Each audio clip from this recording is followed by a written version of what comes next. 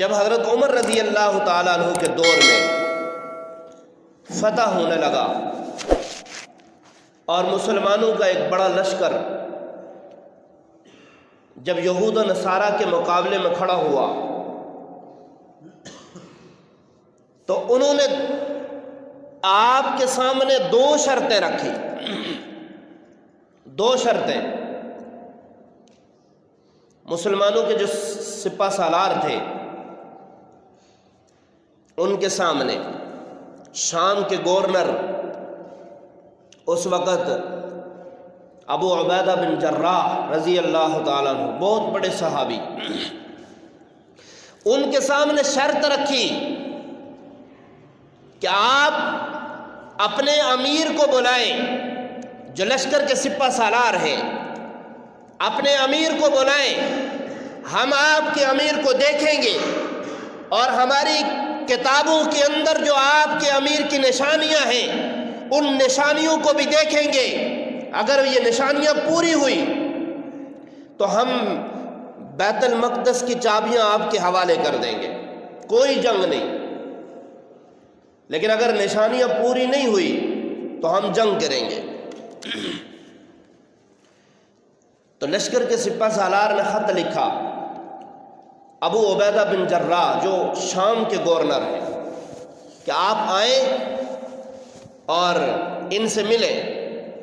جب ابو عبیدہ بن جراح گئے، نشانیاں دیکھی تو انہوں نے کہا کہ بھئی آپ کے اندر نشانیاں پوری نہیں ہیں، آپ کے اندر نشانیاں پوری نہیں، ہم جنگ کریں گے.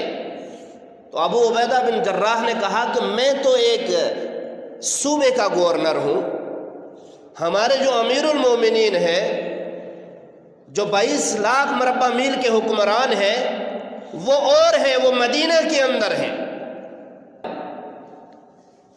ان کو بلائیں.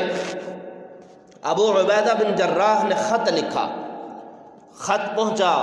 کچھ مدت کے بعد، ایک عرصہ لگتا تھا، 7-8 دن تک مشاورت رہی. صحابہ کرام جو شورا کے لوگ تھے ان کو بٹھایا. میں ایک جملہ جو بیان کرنے والا تھا وہ بیان کروں گا، یہ اب پورا واقعہ ہے تو اس کو مختصر بیان کر رہا ہوں کہ اللہ نے جو مقام اور مرتبہ قرآن کی نسبت سے، دین کی نسبت سے ہمیں عطا کیا ہے. اجلاس لگا، شورا کے لوگ بیٹھے. کچھ لوگوں نے رائے دی کہ امیر المومنین آپ کا وہاں جانا مناسب نہیں، آپ امیر المومنین ہیں، آپ کا جانا مناسب نہیں، لہذا جہاد کیا جائے. حضرت علی رضی اللہ تعالیٰ عنہ انہوں نے مشورہ دیا کہ امیر المومنین اگر آپ کے جانے سے انسانیت کا خون بہنے سے رکتا ہے تو آپ ضرور جائیں. چنانچہ اس مشورے پر عمل کیا گیا اور وقت کے امیر المومنین مدینہ سے سفر شروع کیا.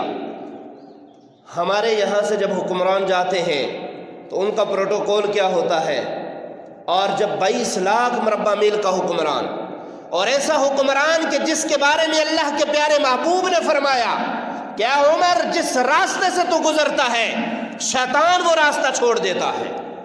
ایسے بلند مقام والا کہ جب اس زمین پر زلزلہ ہوتا ہے اور یہ درہ مار کے زمین کو کہتا ہے میں نے تیرے اوپر کون سا ظلم کیا ہے کہ تو ہل رہی ہے، اور وہ زمین رکی، آج تک اس زمین پہ زلزلہ نہیں ہوا.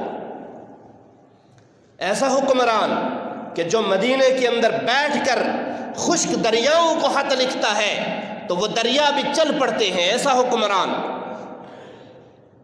جب مدینے سے بیت المقدس کی طرف سفر شروع کیا، ایک گھوڑا ہے یا ایک اونٹ ہے اور ایک غلام ہے،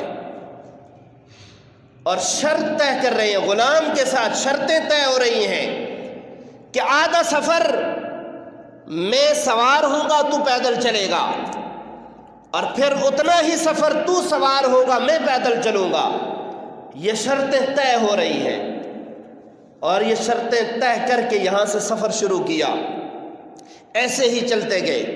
جب شام کے اندر داخل ہوئے، پھٹے پرانے کپڑے، پابند لگے ہوئے، اور ابو عبیدہ بن جراح جو شام کے گورنر ہیں نئے کپڑے لا کر پیش کیے کہ امیر المومنین کپڑے تبدیل کر دیجئے، سواری تبدیل کر دیجئے.